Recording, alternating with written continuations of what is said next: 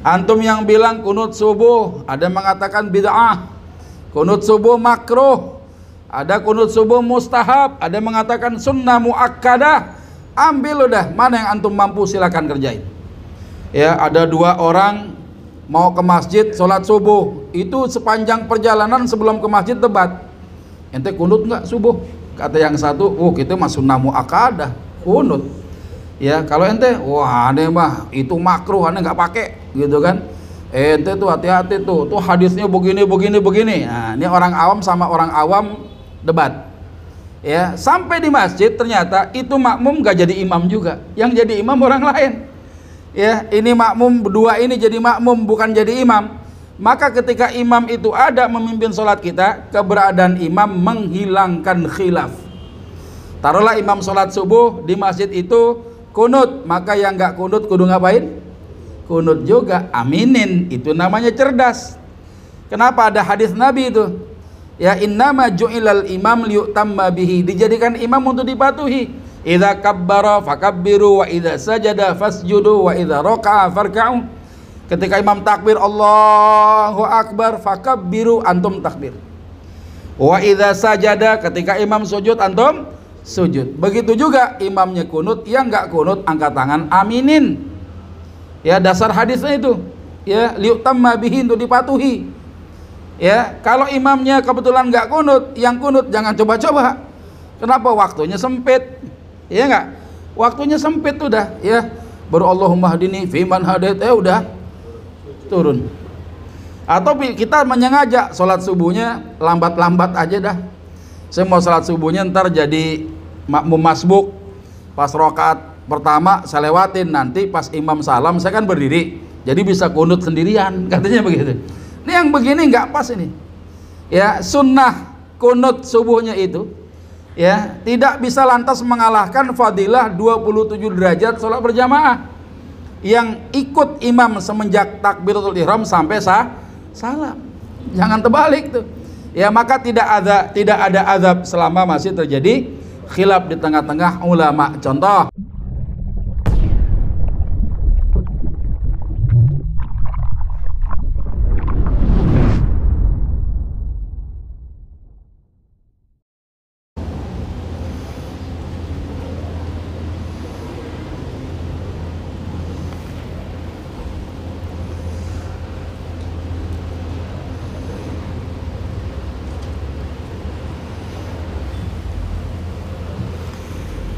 kita mulai. Bismillahirrahmanirrahim. Assalamualaikum warahmatullahi wabarakatuh. Alhamdulillahirabbil alamin, wassalatu wassalamu ala nabiyyina Muhammadin khatamil anbiya'i wal mursalin wa ala alihi wa sahbihi ajmain wa ba'du. Jamaah dirahmati Allah Subhanahu wa taala, alhamdulillah kembali Allah pertemukan kita pada kesempatan hari ini. Saya turut mendoakan semoga kita semua dalam keadaan sehat walafiat. Semoga Allah panjangkan umur kita dalam taat pada Allah Subhanahu wa taala. Yang hari ini insyaallah kita perpanjang waktu kita untuk thalabul ilm, mudah-mudahan dengan bekal ilmu menjadi hujah yang cukup kuat dalam rangka meningkatkan kualitas amalan kita dari hari ke hari di hadapan Allah Subhanahu wa taala. Dan kita doakan juga di mana tempat kita bekerja hari-hari kita menjalankan aktivitas duniawi, semoga kita doakan juga perusahaan ya kantor di mana kita kerja mendapatkan keberkahan dari Allah Subhanahu wa taala, yang dimana usaha-usaha yang dijalankan mendatangkan kebaikan, kemaslahatan fid dunya wal akhirah insyaallah. Hari ini kita akan bahas khilafiyah sunnah, ukhuwah wajib dipelihara. Anggapan orang hari ini seringkali beranggapan bahwa hal-hal yang menyangkut perbedaan pendapat yang namanya khilafiyah itu identik dengan perpecahan. Makanya orang males banget katanya ngomongin hal-hal yang berbeda tadi. Padahal kalau kita telusuri ya perkara-perkara yang termasuk bagian daripada khilafiyah, di mana ulama berbeda pendapat tentang satu perkara yang terkait dengan masalah ibadah, muamalah ya, termasuk kaitannya dengan hukum-hukum yang ada di dalam Islam, itu bukanlah sesuatu yang harus kita hindari. Ya, tapi harusnya kita pelajari dan bahkan menjadi khazanah ilmu, dan ini tambahan sebagai luasnya pemahaman agama kita. Sehingga kalau sudah dipelajari hal-hal yang khilaf tadi, maka satu sama lain antara kita dengan kita ini saling menghormati, ihtiraman, tidak saling menyalahkan. Ya, kenapa? Karena yang perbedaan pendapat terjadi sampai hari kiamat. Sementara ukhuwah Islamiyah harus dipelihara juga, dan itu wajib hukumnya sampai kiamat juga. Ya, kadang kala orang lupa mengangkat satu permasalahan yang memang di situ ada khilaf di antara para ulama, maka satu sama lain nggak bisa kita saling menyalahkannya. Nanti kita lihat tentang kaidah bagaimana kalau ada permasalahan itu terkait dengan khilaf para ulama, ya. Nah, perkara khilafiyah yang justru seringkali menimbulkan perpecahan adalah sikap kita ketika menemukan adanya perbedaan pendapat di tengah-tengah ulama. Ya, ada perkara-perkara yang kita lakukan berbeda dengan kaifiat amalan saudara kita yang lain. Tiba-tiba kita mengklaim bahwa amalan kita paling benar, paling sempurna, paling nyunnah. Ya, apalagi orang-orang yang mengaku paling nyunnah, paling benar ini, ya, berkumpul dengan satu komunitas yang beranggapan bahwa kelompoknya paling benar, yang lain salah. Maka di situ muncul yang namanya ta'assub. Ta'assub ini merasa kelompok paling benar, yang lain salah.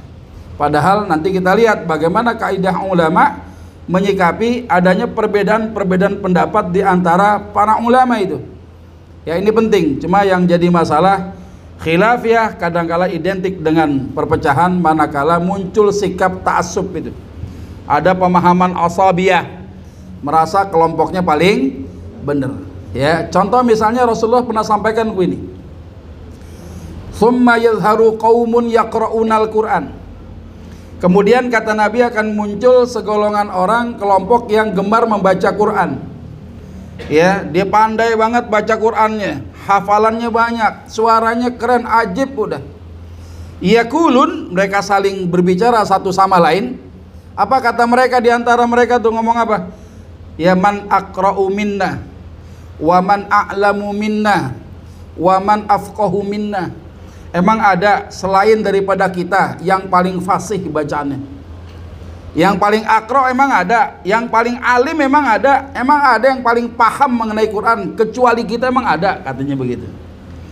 Ya, ini kelompok merasa paling jago, paling sempurna amalannya. Nabi tanya sama sahabat, ya, kira-kira kelompok itu yang disebutkan sama Nabi tadi ada kebaikan nggak di dalamnya? Yang begitu baik nggak, kata Nabi? Ya, para sahabat menjawab, Allahu wa rasuluhu a'lam. Hanya Allah dan Rasulnya yang tahu perkara itu. Apa kata Nabi? Ulaika min hadhil ummah. Mereka tadi tuh yang disebutkan tadi itu ternyata berasal dari umat ini, kata Nabi. Wa ulaika hum waqudun nar, dan mereka itulah Allah persiapkan menjadi bahan bakarnya neraka itu. Ya, merasa ujub, ya, takjub terhadap amalan. Maka salah satu penyakit yang ada pada diri kita tuh kalau sudah merasa amalan paling sempurna. Kalau amalan paling sempurna, yang muncul sikap ujub. Ujub itu apa? Narsis, ya. Kita ngajak yang bilang ganteng kita sendiri. Emang air laut yang ngasinin siapa, katanya. Ya, gue ganteng amat nih, tapi yang ngajak, yang ngomong kita sendiri. Itu orang yang merasa ujub itu. Dia akan merasa lebih mulia ketimbang orang lain. Apalagi kalau ada orang yang di bawah levelnya dia. Ya, dia merasa paling alim, paling hebat bacaan Qur'annya, ya, paling fakih terhadap agama. Tiba-tiba ada orang, karena dia merendahkan orang lain, kalau ada orang di bawah level dia ngasih nasihat, ngasih masukan, gak akan mau dia dengerin. Makanya orang ujub itu akan tersesat di dalam hidupnya. Kenapa? Karena dia tidak mau menerima nasihat daripada orang di bawah level dia itu. Ini bahaya. Ya, terjadi perbedaan pendapat ulama, kita ngambil satu pendapat boleh, tapi kita tidak boleh menafikan pendapat yang lain. Justru dengan kita pelajari perbedaan pendapat itu asik kita. Makin belajar banyak tentang fikih, ya, kita harus faqih dada kita. Kita harus wise. Kita harus bijak menghadapi perbedaan pendapat di tengah-tengah para ulama.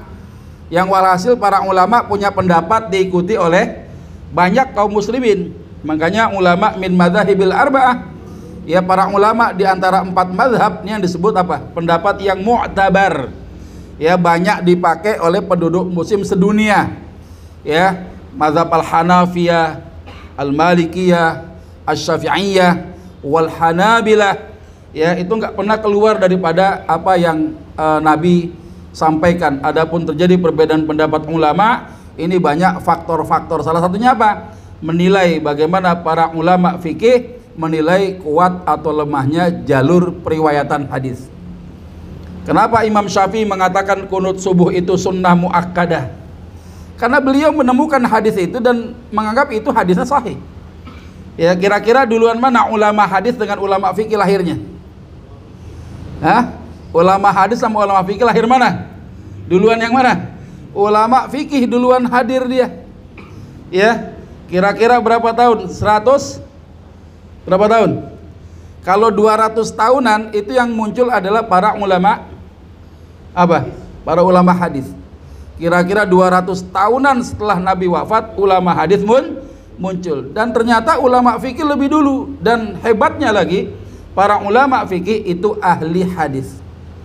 Ya, ditambah sudah ahli hadis, beliau juga punya kemampuan mengistimbatkan hukum, menarik kesimpulan hukum dari dalil-dalil yang beliau temukan.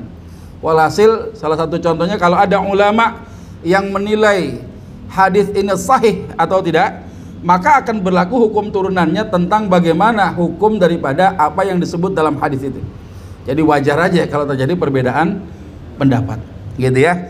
Nah, artinya kalau ada penyakit di dada kaum muslimin yang merasa kelompoknya paling bener, ya, yang lain masalah udah, ya, dia doang yang masuk surga, yang lain kagak boleh, ya, maka muncul pemahaman ta'assub, ya, ada kelompok asabiyah yang merasa kelompoknya paling eksklusif ketimbang yang lain. Ini bahaya. Ya. Nah, di mana ada kaidah ulama sampaikan apa? Tidak ada azab selama masih khilaf. Ya, dasarnya apa? Ada dalil nanti, ya. Sebagaimana Rasulullah sallallahu alaihi wasallam, beliau pernah mengutus Mu'adz bin Jabal ke Yaman. Mu'adz bin Jabal ditanya sama Nabi, "Ya Mu'adz, kalau nanti kau sampai di Yaman, kau menemukan satu perkara hukum, kau menyelesaikannya dengan apa?" "Dengan kitabullah ya Rasulullah." "Kalau dalam kitabullah enggak ketemu, dengan sunnahmu ya Rasulullah." "Kalau dalam sunnahku tidak ketemu juga, aku berijtihad."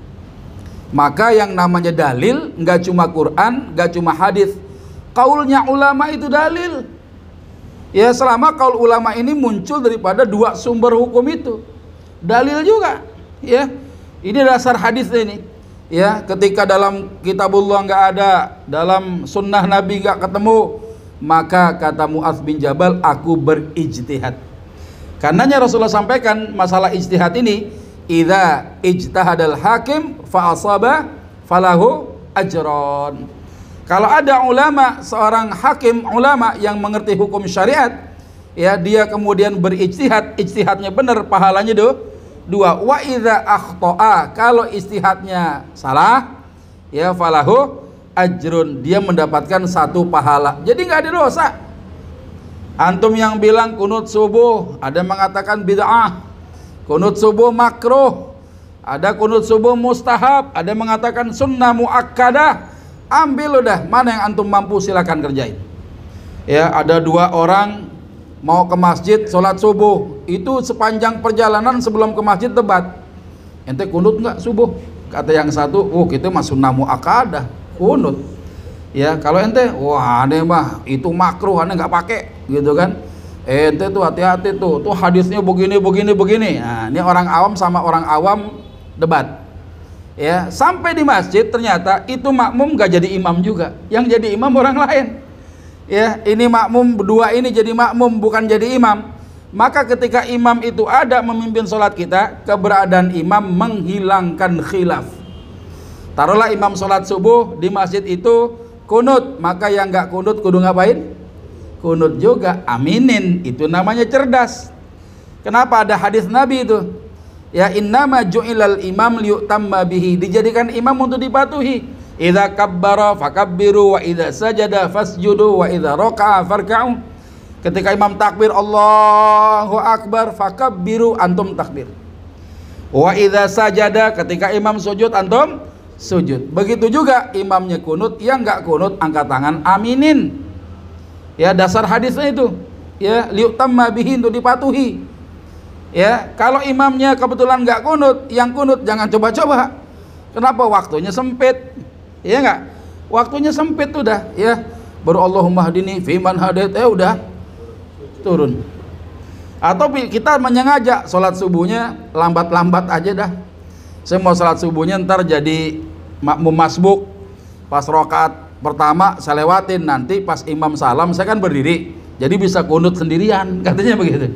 Ini yang begini nggak pas ini. Ya, sunnah kunut subuhnya itu ya tidak bisa lantas mengalahkan fadilah 27 derajat sholat berjamaah yang ikut imam semenjak takbiratul ihram sampai salam. Jangan terbalik tuh. Ya, maka tidak ada azab selama masih terjadi khilaf di tengah-tengah ulama. Contoh, kemarin antum Idul Fitrinya hari apa? Hari Sabtu apa hari Jumat? Ada yang Jumat, ada yang Sabtu. Tapi semua sepakat sebenarnya ya Idul Fitri tanggal 1 Syawal. Bener gak? Sepakat. Ya. Cuma menentukan harinya nih yang terjadi perbedaan karena ijtihadnya. Anggaplah misalnya yang hari Jumat lebarannya ya sudah.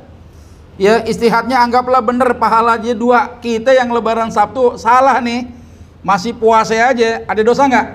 Enggak, pahala kita satu. Anggap yang lebarannya hari Sabtu bener nih, pahalanya 2. Yang Jumat salah, pahalanya 1. Enggak ada dosa udah. Kecuali siapa? Mereka yang mengambil sikap hukum terhadap perbedaan itu, merasa ya bener yang lain salah, ya ngata-ngatain, bully-bully orang, ya apalagi berumah tangga itu. Ya, laki bini beda 1 Syawal ini kan repot itu urusannya. Ya, bininya dimarah-marahin. Lu tahu nggak yang jadi pemimpin dalam rumah tangga siapa? Suami. Ya, suami wajib ditaatin. Gue lebarannya hari Jumat, lu nggak boleh Sabtu, katanya begitu.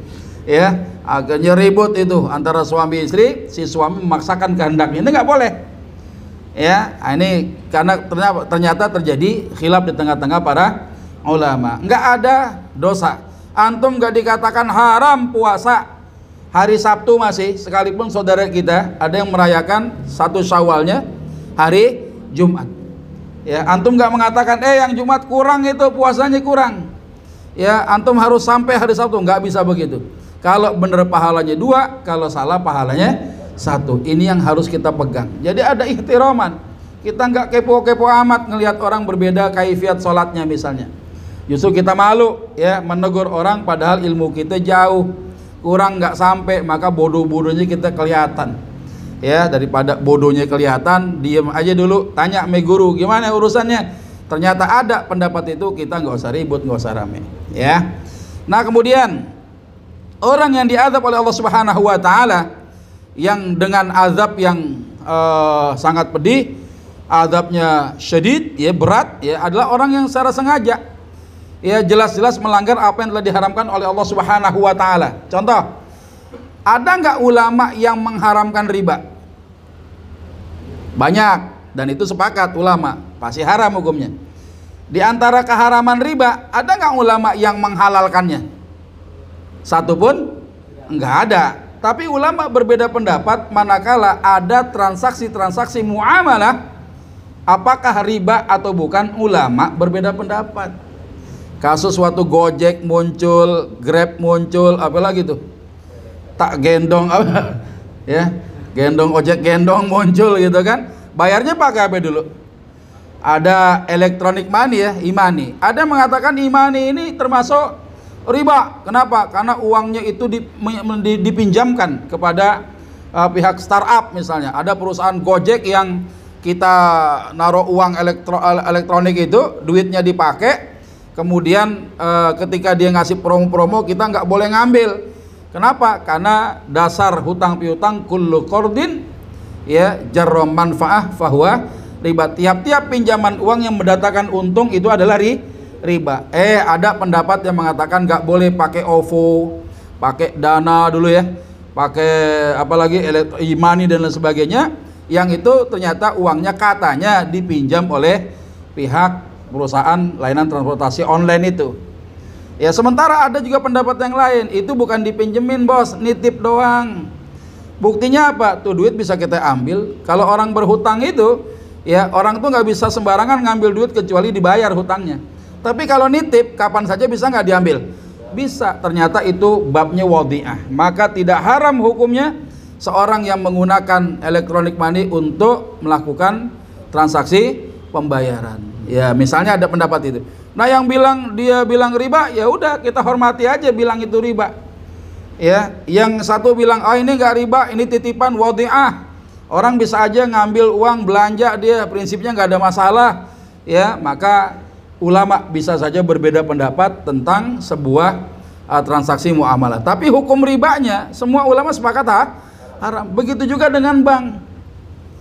Ternyata yang bank syariah, yang bank konvensional, ternyata kalau antum melihat pendapat-pendapat ulama kontemporer, ulama banyak yang berbeda pendapat tentang keberadaan bank konvensional. Ada mengatakan tidak riba, ada mengatakan itu riba. Salah satunya mengatakan riba siapa? Syekh Yusuful Qardawi. Yang bilang itu boleh siapa? Syekh Ali Al-Jumu'ah. Dan itu guru-guru besar kita yang mahasiswanya tersebar di seluruh penjuru dunia. Ya, ini yang terjadi faktanya. Cuma karena kita tidak bisa menempatkan gini, kadang-kala orang awam bilang riba, padahal ulama bilang itu bukan riba. Ya, riba yang bukan riba. Kita bisa ngomong itu riba orang awam gitu. Padahal ulama bilang itu bukan. Ya, tapi kadang-kala kita kekeh gitu. Ulama dibilang begitu masih kekeh juga. Karena orang awam itu nggak pakai ukuran ilmu. Ini contoh aja kecil. Jadi ulama sepakat riba haram, tapi ulama akan berbeda pendapat tentang bagaimana transaksi muamalah, apakah mengandung riba atau tidak. Ulama di situ berbeda pendapat dari berbagai macam cara pandang para ulama masing-masing. Ya. Nah, jadi kalau keharaman yang sudah qat'i, sudah jelas, dan keharamannya menjadi ijma para ulama, mereka yang melanggar baru dosa. Tapi ketika keharamannya tidak mutlak, menyisakan banyak pendapat ulama, yang satu mengatakan nggak boleh, yang satu mengatakan boleh, maka tidak ada azab untuk itu. Contoh ya, contoh nih ya, ketika satu hukum masih jadi perdebatan para ulama, maka kalau ada di antara kita milih salah satu pendapat itu, maka tidak dikenakan sanksi oleh Allah kalau yang kita ambil pendapatnya yang berbeda, salah, anggap salah gitu. Salah aja masih tetap dapat pahala 1. Kalau benar pahalanya 2. Ya, contoh nih. Kalau ada sebagian ulama mengatakan haram tapi sebagian ulama mengatakan halal, pada kasus apa? Ya. Misalnya ada hukum isbal. Isbal itu apa isbal?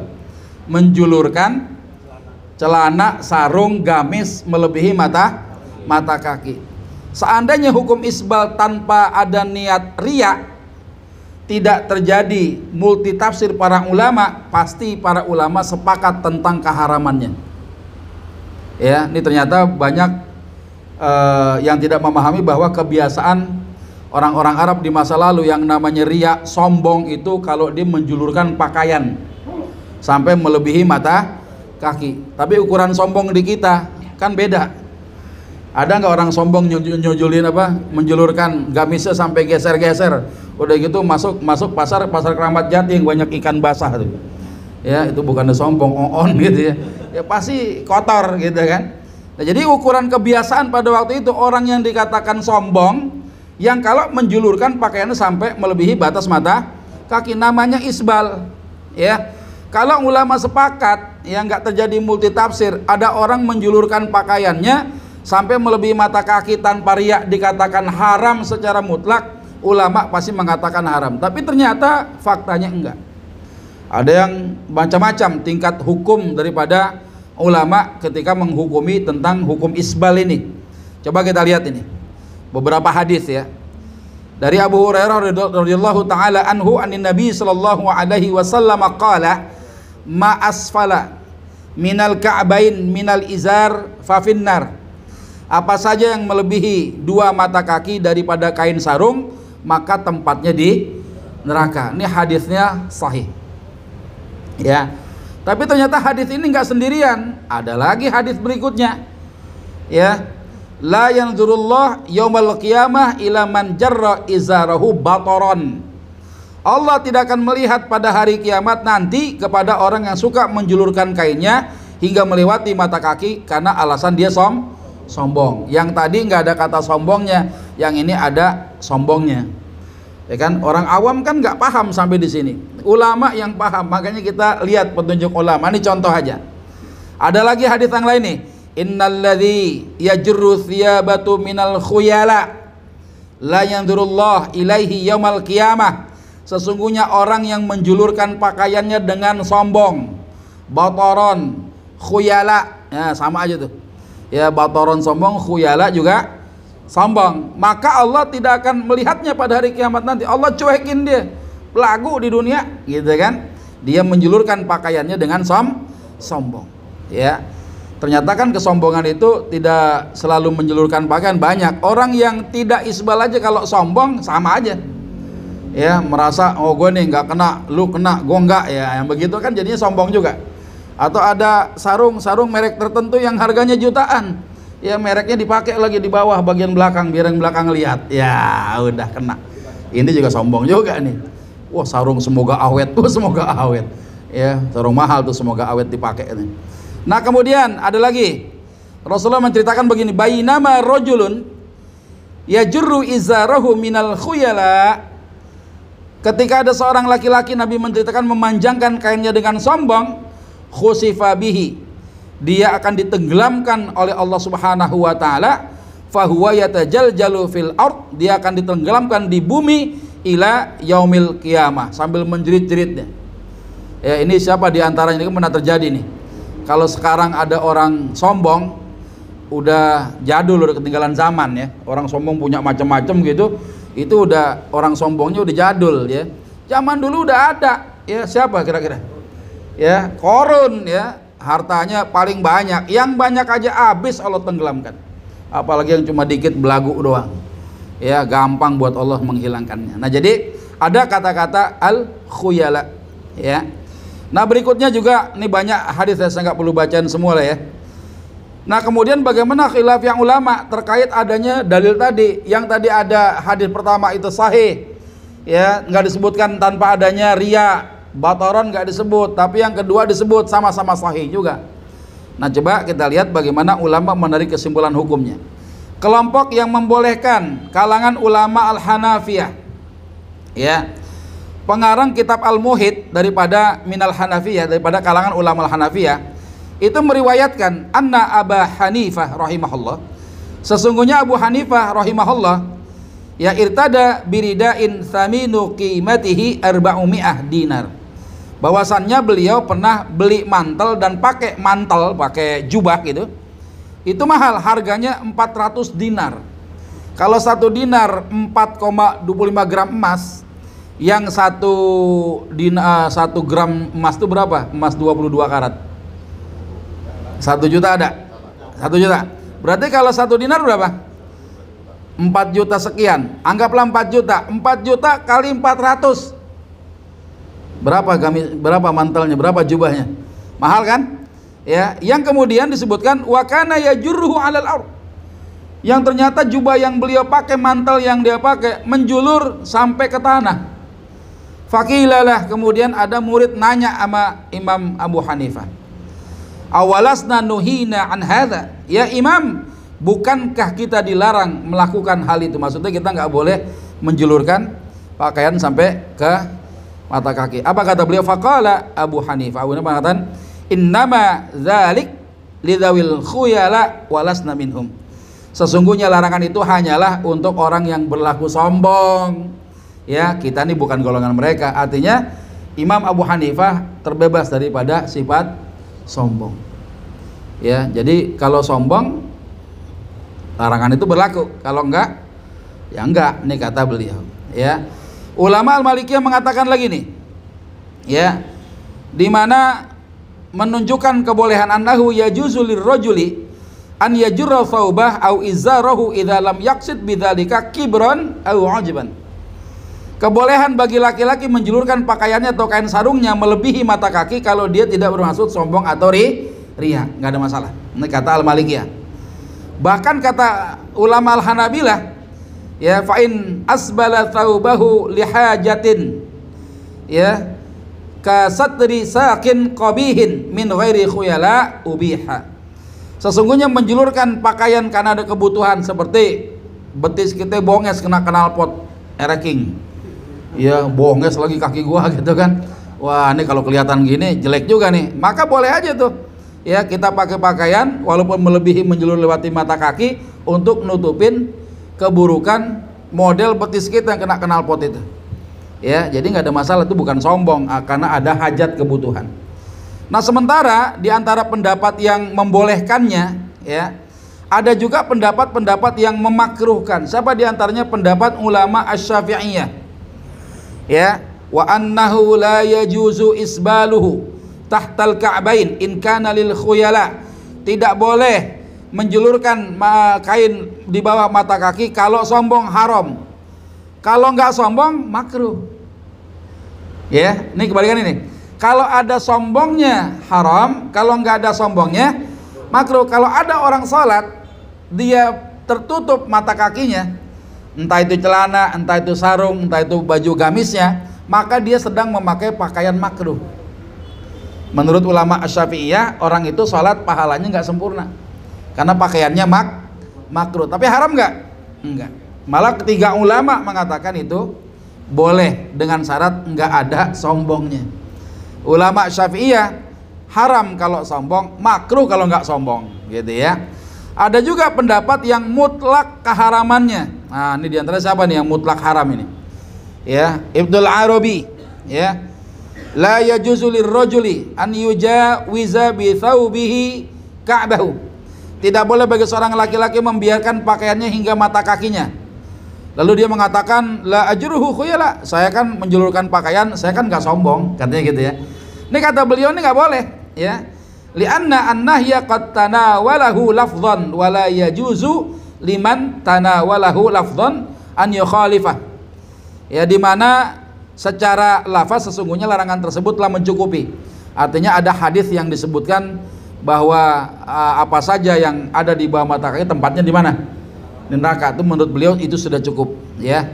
Adapun ada lafaz yang menyebutkan di situ ada illah, ada alasannya, ya, itu dianggap nggak bener, nggak ada. Ya, ini kalau bahkan memanjangkan ujung pakaian justru menunjukkan kesombongan itu sendiri. Jadi artinya orang yang menjulurkan pakaian itu, ya, itu dianggap sombong, walaupun hatinya kagak sombong, kata kelompok yang mutlak haram. Nah, sekarang tugas kita bagaimana? Ketika kita melihat perbedaan pendapat ulama, anggaplah misalnya kita mengambil pendapat ulama kebanyakan yang mengatakan bahwa panjangnya celana antum melebihi mata kaki, panjangnya sarung antum melebihi mata kaki, gamisnya juga demikian. Selama itu tidak ada kesombongan, maka hukumnya mubah, boleh, selesai. Ya, adapun tiba-tiba ada orang yang memakai hukum yang haram, ya sudah, dia berhukum dengan amalan dia saja. Dia nggak boleh ngebuli-buli, ya, apalagi sampai kemudian mengklaim yang benar dia doang, yang kita ini tempatnya di neraka. Luar biasa. Saya pernah dapat imbas kayak begitu. Ya, ada satu taklim di masjid besar, ada kelompok yang eksklusif itu, ya, dimana kelompok yang eksklusif melihat saya waktu itu memang ada gamis baru yang belum saya potong. Memang nggak betah juga kalau pakai gamis sampai melebihi mata kaki, itu nggak betah saya kan. Kebetulan saya belum potong. Apa kata kelompok ini? Jangan ngaji sama ustadz itu ustadz itu ngajakin ke neraka, masa antum mau, katanya. Lo kenapa? Dia isbal, katanya. Ya, sampai begitu. Sampai pada akhirnya dia nggak ikut taklim saya. Hatta hujan besar, dibela-belain pulang dulu ke rumahnya. Nanti pas isya dia balik lagi. Ya, padahal kalau duduk cukup di masjid itu, dia cukup ikutin taklim saya kan kelar, bisa dikonfirmasi.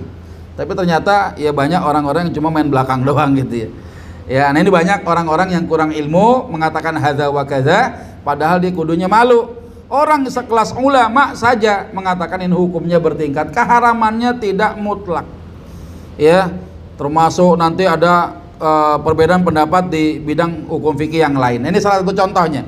Jadi ketika kita menyikapi kondisi ini, kita ihtiroman saja. Yang merasa bahwa dia nggak isbal, silakan. ya, yang dia isbal tanpa ada kesombongan, ada yang membolehkan juga, silahkan. Ada yang memakruhkan juga, silahkan mengambil hukum itu, nggak ada masalah, ya. Nah kemudian ternyata haramnya isbal secara mutlak adalah masalah khilafiyah. Jadi perbedaan pendapat nih ulama, bukan masalah yang qat'i, ya, atau merupakan ijma'nya para ulama. Enggak, ternyata ulama berbeda pendapat. Ada yang membolehkan, ada yang memakruhkan, ada yang mengharamkan. Nah, hukum yang bertingkat itu kita mengambil salah satunya, ya, hukumnya boleh. Ijtihad ulama, kalau benar pahalanya 2, kalau salah pahalanya 1. Dan orang yang boleh berijtihad hanyalah seorang mujtahid. Kita ini apa? Muqallid. Kita ini orang yang mentaklid pendapat ulama. Dan taklid itu bukan perkara yang buruk, malah dianjurkan oleh para ulama, termasuk Al-Imam An-Nawawi. Bagaimana seorang yang pengen ibadah sholat biar gampang, bagaimana dia bisa mengikuti pendapat ulama yang menurut dia mudah untuk mengerjakannya sesuai dengan kemampuan dia. Ambil, ya. Kenapa? Karena jarak kita dengan Rasulullah jauh, Pak.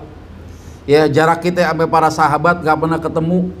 Ya, jarak kita dengan para ulama mazhab pun gak ketemu. Akhirnya lewat tangan-tangan guru-guru kita, ilmu itu sampai kepada kita untuk memudahkan kita beribadah kepada Allah Subhanahu wa taala. Jelas sampai sini ya? Baik, ya. Kita lihat nih. Bahkan Sufyan Ats-Tsauri mengatakan apa? Idza ra'aitar rajula, kalau kau melihat seorang melakukan ya'malul amala, dia melakukan pekerjaan alladzi qad ikhtalafa fihi, yang di dalamnya amalan itu terjadi perbedaan pendapat. Yang satu begini, satu begitu. Apa kata beliau? Wa anta tara ghairuh, yang antum melihat itu ada perbedaannya, ya. Kata beliau, fala tanhah, maka jangan dicegah itu orang. Ya, yang bilang kunut bid'ah, jangan ngelarang-larang orang kunut supaya jangan kunut. Nggak boleh nih, ya. Sufyan Ats-Tsauri beliau mengatakan, idza ra'aitar rajula ya'malul 'amal alladzi qad ikhtalafa fihi wa anta tara ghairu fala tanha. Ya, suruh jangan dilarang, ya kerjain aja. Inilah akan muncul ihtiraman, saling menghormati satu di antara kita sekalian, ya. Ini terkait dengan contoh perbedaan pendapat ulama. Nah, sekarang bagaimana terkait dengan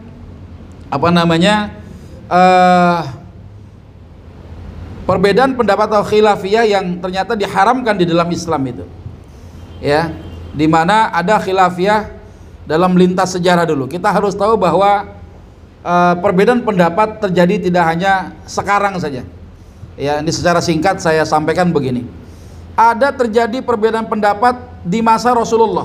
Hatta di hadapan Nabi udah terjadi perbedaan pendapat.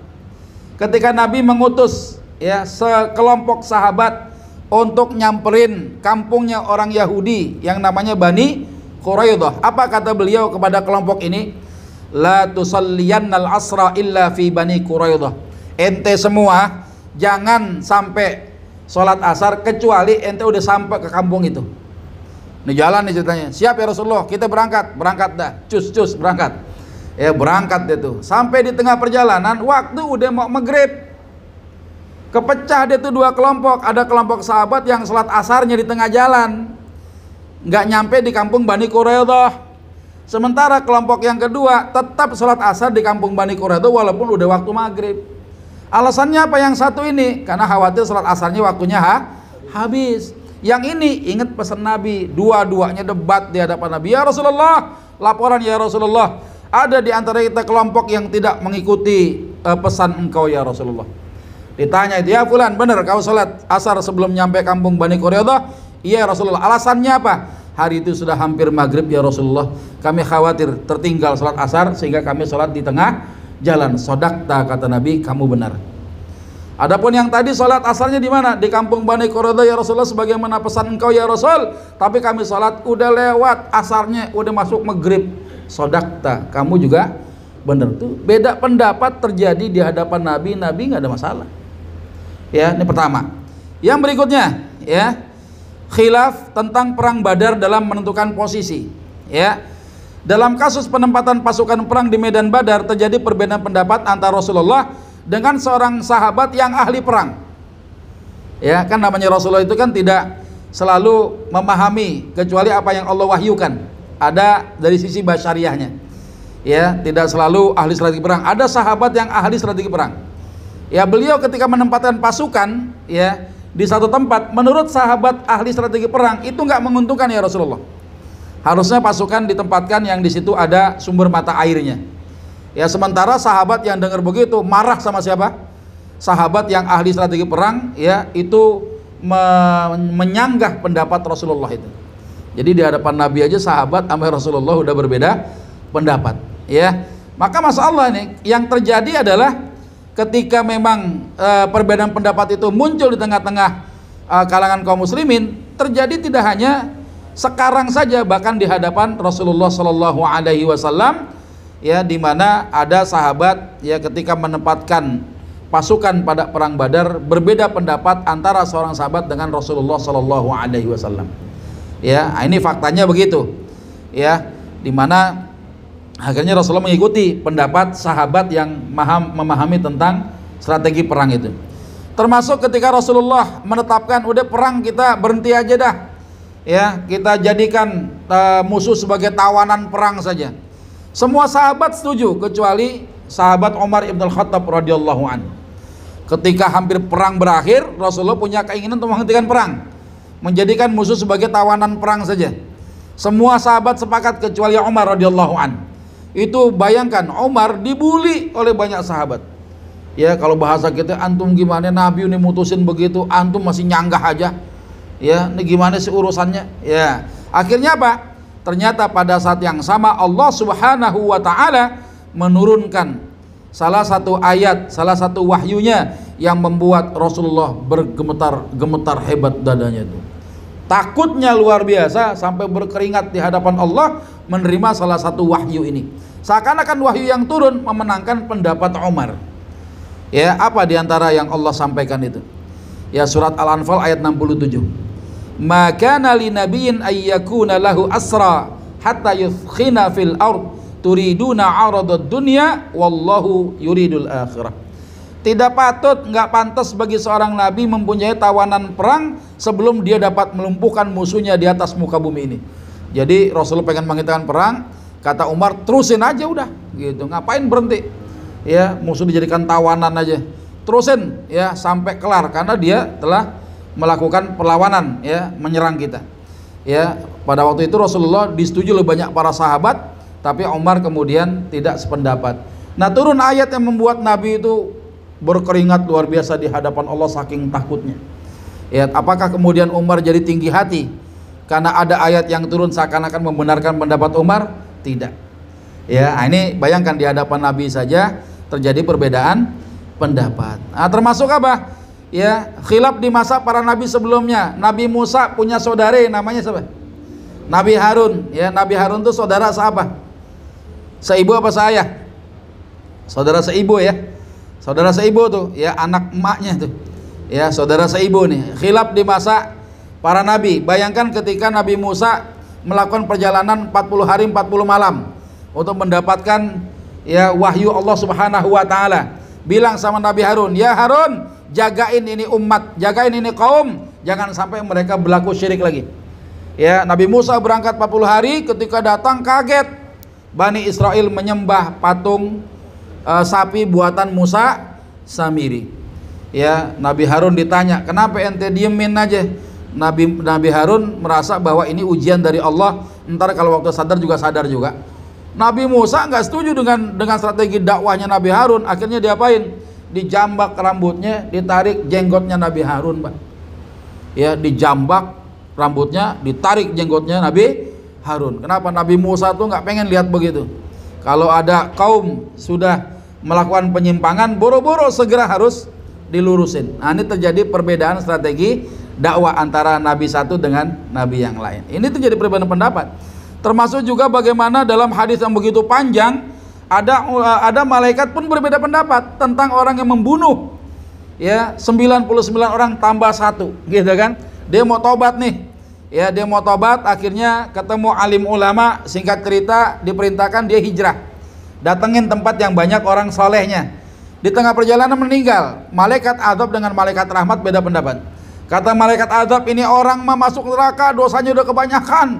Ya, tobat, ya, belum sempat tobat tuh dia tuh, belum sempat melakukan amalan kebaikan. Kata malaikat rahmat, enggak, dia udah tobat, tobatnya diampuni oleh Allah. masuk surga dia, enggak masuk neraka, surga, neraka, surga, neraka, kira-kira gitu. Akhirnya Allah mengutus malaikat yang ketiga datang ngasih petunjuk. Apa petunjuknya? Ente ukur aja dah. Ini orang kira-kira dekatan kemana jaraknya. Setelah diukur ternyata orang ini sudah mendekati jarak tempat yang dituju yang dia mau bertobat hijrah ke situ. Akhirnya Allah Subhanahu wa taala memasukkan dia ke dalam surga. Nah, jadi itu malaikat nggak punya hawa nafsu aja berselisih pendapat. Apalagi kita yang sekarang pasti akan banyak terjadi perbedaan pendapat, apalagi masalah agama. Dan kita harus tahu orang yang suka berbeda pendapat itu tentang masalah agama itu orang-orang baik semua sebenarnya. Ya, cuma masalahnya dia mendapatkan ilmu yang kurang luas ya, ngajinya kurang piknik. Ya, harus banyak piknik. Kalau nggak piknik ya begitu modelnya. Ya, sempit wawasannya. Ini yang terjadi. Nah, sehingga ada hal-hal yang kita harus pahami, ada ikhtilaf yang haram. Apa diantaranya? Pertama, kalau sudah ada nas yang bersifat qat'i, nggak ada multi tafsir, ulama telah berijma, mengingkari ijma kufur, nggak boleh. Apa contohnya? Apa contohnya? Ya, mengingkari kewajiban salat. Ulama sepakat salat itu wajib. Kalau ada orang mengingkari kewajiban salat berarti dia kufur, dia murtad. Nah, maksudnya begitu. Ini kalau ada yang jelas, qat'i. Membagi harta warisan itu pun qat'i, ada bagian-bagiannya. Kalau ada orang menolak ya membagi warisan berdasarkan aturan Allah, dia menafikan hukum itu, sama aja dia dihukumi sama seperti orang masuk neraka kekal di dalamnya. Nah, ini hati-hati ya kalau itu ternyata menjadi ijma'nya ulama. Nggak boleh berbeda pendapat ya. Nah, kemudian yang kedua, ikhtilaf diteruskan dengan keras kepala, sombong, takabur, merasa benar sendiri. Semua orang yang tidak sama pendapatnya dianggap salah, bodoh, ahlul bid'ah, ahli neraka, murtad, macam-macam dah. Kenyang gitu ya, diomongin begitu kenyang udah. Ya, tapi masalahnya yang dia sampaikan itu ternyata masih masuk ke ranah khilafnya ulama. Contoh misalnya ada orang yang menganggap nabur-nabur bunga di atas kuburan itu mengikuti tradisi orang di luar kita. Ya, kurang ngaji. Padahal Imam Ar-Romli mengatakan itu ittiba ame Rasulullah. Rasulullah itu pernah menaruh pelepah kurma dibelah jadi dua, maka boleh saja kita nggak ketemu pelepah kurma, maka bunga-bungaan ya yang masih basah itu ternyata berzikir di hadapan Allah Subhanahu wa taala, boleh ditabur di atas kuburan seseorang itu. Ternyata ada pendapat yang membolehkan. Nah, kita yang merasa oh itu nggak boleh, jangan kita mengatakan oh itu syirik. Hati-hati menuduh, mengatakan ya, ngatain seekor kambing itu monyet, kambing masalah. Karena gue kambing bukan monyet. Tapi kalau orang itu sudah monyet, dia monyet, kita katain monyet, nggak marah. Woi monyet lo, ya monyet emang. Ya gue emang monyet, kenapa emang kan gitu. Tapi kalau kambing dibilang monyet marah. Orang kafir kita bilang kafir, marah nggak? Ya nggak, cuma dia kafir gitu kan. Tapi kalau orang muslim dikatakan kafir, marah nggak? Marah. Itu masalah. Ya, kalau nggak terbukti kekafirannya, Allah lemparkan kekafirannya di kepala, di muka dia itu. Nauzubillah min dzalik. Ya, jadi hati-hati sekali. Kita harus banyak belajar. Kalau itu masalah khilafiyah, ya jangan kita merasa benar yang lain salah ya. Jadi kebenaran bisa saja banyak. Yang ketiga nih, kesalahan yang fatal ikhtilaf tidak pakai ilmu. Ini yang parah sekarang. Mengandalkan taklid, tapi taklidnya sama seorang tokoh yang kagak ngerti masalah hukum agama. Cuma sekedar tokoh figur publik ya, pakaiannya ala-ala begitu gitu kan. Ya, yang kalau ngomong kayaknya bijak banget, tapi dia bukan ahli hukum. Ya, ini hati-hati sekali nih. Ya, bukan ahli hukum kok ngomongin hukum, bukan ahlul Quran kok ngomongin Quran. Ini banyak sekali ya, mereka-mereka yang tidak punya kapasitas ilmu yang kafahnya ya, kurang cukup ya ilmu agamanya, maka dalam batas-batas itu harus berhati-hati. Dia mengikuti pendapat-pendapat yang memang si tokoh ini bukan ahli di bidangnya. Nah, ini hati-hati. Ya, kadangkala kan sudah muncul ya orang-orang yang seperti tampilan-tampilan ya, orang tuh kalau sudah mengatakan seperti orang yang mengatakan dari mulut manusia yang paling baik pada zaman itu. Tapi ternyata kalau ditelusuri ternyata iman mereka ya itu nggak nyampe ke dalam dada mereka, cuma ada di tenggorokan yang kapan aja bisa keluar, seperti melesatnya anak panah dari busur-busurnya. Nah, ini kebanyakan seperti itu. Jadi mereka kadang-kala mengambil pendapat itu dari seorang tokoh yang tidak punya kapasitas ilmu yang diikuti. Nah, ini kacau sudah. Ini yang bahaya ya kalau itu terjadi khilaf dan itu menyelisih pendapat-pendapat para ulama. Misalnya ada nabi lagi namanya Ahmad bukan Muhammad misal ya. Ini kan berarti ada nabi lagi dong setelah Rasul namanya Ahmad. Ya, ini kan menyelisih ijma'nya para ulama. Ya padahal Nabi sudah katakan la nabiyya ba'di, enggak ada lagi nabi setelah aku, udah selesai. Kalau ada orang ngangkat nabi lagi, falaisa minna, mereka bukan golongan kita. Ya. Nah, ini barangkali hal yang bisa saya sampaikan terkait dengan materi kita pada kesempatan hari ini, bahwa khilafiyah itu akan terjadi sampai hari kiamat. Kita ini manusia bukan bebek. Bebek kalau kita suruh jalan berangkat semua. Satu berangkat semua, kita nggak bisa. Ya. Maka khilafiyah itu fenomenanya sunnah terjadi sampai hari kiamat. Kita akan terus berbeda, ya. Dan perbedaan pendapat para ulama kalau antum telusuri itu untuk memudahkan kita ibadah sama Allah Subhanahu wa taala. Ya, tapi ukhuwah Islamiyah wajib dipelihara sampai hari kiamat juga. Ini yang paling penting. Jangan mencari jarum kampak yang hilang. Ya, mendapatkan sunnah yang kecil padahal ada sunnah yang paling utama. Ya. Antum nggak bisa ngumpul nih sama taklim yang ustadznya bukan ustadz kelompoknya, namanya kan menghilangkan sunnah. Ya kalau di kantor memang ustadznya ya itu saja, bukan bagian daripada kelompok mereka nggak mau ikut. Ini yang disebut dengan orang ujub ini. Dia tidak mau menerima nasihat ya mereka yang dianggap levelnya lebih rendah ketimbang mereka. Akhirnya tersesat kata Ibnul Qayyim itu, karena nggak mau terima nasihat karena perilaku yang ujub tadi. Sampai di sini ada pertanyaan? Silakan. Kalau masih ada waktu, tafadhol. Ya, silakan. Mana yang nanya nih? Bang Adil, ya, silakan.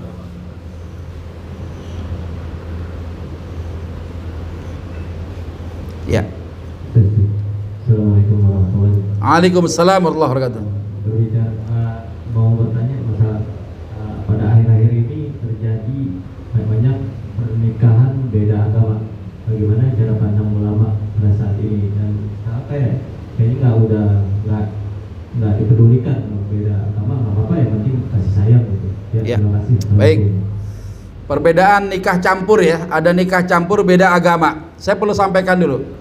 Surat Al-Maidah ayat 5 itu menjadi dasar kehalalan seorang laki-laki muslim menikahi wanita-wanita kitabiah. Ya, wanita-wanita yang agama Yahudi dengan agamanya Kristen hari ini. Ya, faktanya ulama dunia mengatakan itu boleh.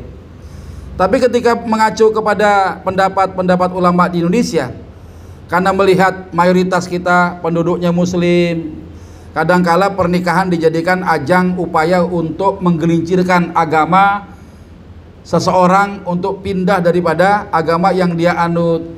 Sehingga ulama merasa resah dan gelisah, khawatir kaum muslimin jadi banyak yang murtad gara-gara pernikahan campur. Muncullah fatwa lokal. Ulama semua sepakat, yang lokal maupun yang global, sepakat kalau ada wanita muslimah haram hukumnya menikahi laki-laki kafir kitabiah maupun yang non kitabiah. Laki-lakinya Yahudi, Nasrani, ya, wanitanya muslimah, pernikahannya itu haram hukumnya, nggak boleh. Ya, hatta kalau ada wanita nikah sama laki-laki yang non muslim, dia masuk Islam, akhirnya masuk Islam, dia nikah, ya, ternyata keislamannya cuma bertahan 2 tahun saja, tiba-tiba murtad lagi, maka pengadilan wajib menceraikan wanita itu dari suami yang non muslim tadi. Kenapa? Karena tidak layak wanita muslimah bersuamikan laki-laki non muslim. Sepakat ulama. Nah, ulama berbeda pendapat di kita dengan ulama global karena kasus-kasus ada kejadian-kejadian yang kemudian ulama mengambil fatwa. Ya, mengambil fatwa tentang keharaman gak cuma wanita muslimah nikah sama laki-laki non muslim kitabiah maupun yang non kitabiah, tapi ternyata laki-lakinya juga, sekalipun ulama global membolehkannya. Ya, laki-laki muslim menikahi wanita ahlul kitab, ya, yang Yahudi dengan yang Nasrani, yang Kristen hari ini. Ya. Nah, cuma masalahnya ulama berbeda pendapat tentang siapa ahlul kitab itu. Ya. Siapa sih ahlul kitab itu sebenarnya? Ya, kata ulama yang cukup ketat, kata ulama Asy-Syafi'iyah, yang namanya ahlul kitab, agamanya Yahudi dengan agama Kristen hari ini, yang mereka memiliki terah keturunan Bani Israel. Kalau nggak ada terahnya dari Bani Israel, ya sekalipun di agama Yahudi dengan agama Nasrani, itu bukan ahlul kitab yang boleh dimakan sembelihannya, yang boleh juga dinikahi wanita-wanitanya. Tapi ulama lain, ulama Hanafi, Maliki, Hambali, ya yang namanya ahlul kitab ya orang yang menganut agama yang dimana agama itu pernah turun nabi yang kemudian membawa kitab, ya sekalipun terjadi penyimpangannya. Ya, nah sekarang ini kan ahlul kitab udah nggak ada. Di masa nabi ketika Islam datang, ahlul kitab masih ada nggak? Ya masih ada, dan sebutan itu masih ada di masa nabi, walaupun mereka sesat. Mereka mengatakan menyembah ya nabi, dikatakan sebagai sesembahan, ya Allah beranak misalnya begitu ya, itu sesat. Tapi sebutan Allah kepada mereka namanya ahlul kitab juga. Ya, maka orang-orang kafir, innalladzina kafaru, ada dua tuh, min ahlil kitab wal musyrikin. Sesungguhnya orang-orang kafir daripada kalangan ahlul kitab dan orang-orang musyrik. Berarti antara musyrik dengan ahlul kitab berbeda. Tapi kalau dia nggak ngikutin ajaran Rasulullah SAW, ya mereka bagian daripada innalladzina kafaru. Ya, sungguh orang-orang kafir itu ya min ahlil kitab wal musyrikin. Nah sekarang beda pendapat nih. Orang yang lokal mengatakan itu, yang global ngomongnya lain. Lalu bagaimana kita? Apa sih dasar ulama mengatakan itu? Dulu Hudzaifah ibn Yaman kalau nggak salah itu punya istri ahlul kitab.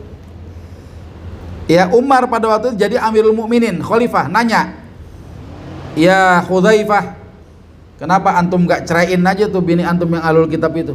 Ya, kata Hudzaifah apa? Ya Amirul Mukminin, apakah engkau mau mengharamkan kami menikah dengan wanita-wanita mereka?